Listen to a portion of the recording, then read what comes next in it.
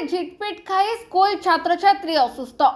सोर ब्लॉक साजनपुर पंचायत सिरापुर नोडाल विद्यालय रे आज मध्याह्न भोजन खाई 24 रु ऊर्ध्व जन छात्र छात्री असुस्थ होई सोर डाक्तरखाना रे भर्ती होउछंती। मध्याह्न 300 जन पिलांकु मध्याह्न भोजन रे तरकारी और भात दिया जायतला। किछि समय परे खाद्य झिटपिट पड़िथिबा देखिबा परे विद्यालय रे पिलांकु मध्याह्न भोजन बंद करा जायतला।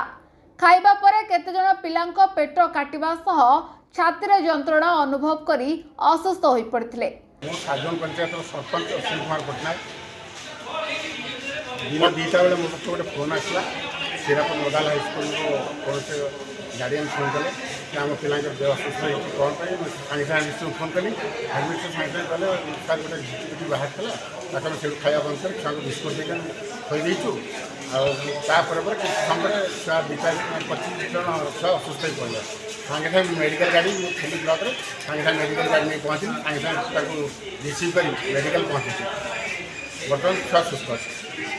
स्कूल शिक्षक शिक्षयित्री और कमिटी मेंबर माने 108 एम्बुलेंस और मेडिकल गाड़ी जोगे सेमानंकु सोर डाक्तरखाना रे भर्ती करा जायथिबा देखिबाकु मिलिछि। बालेश्वर जिल्लार निहारंजन पाढ़ी को report, now Odisha news. Latest news update पाई www.nowodisha.com को लॉगिन करंतु।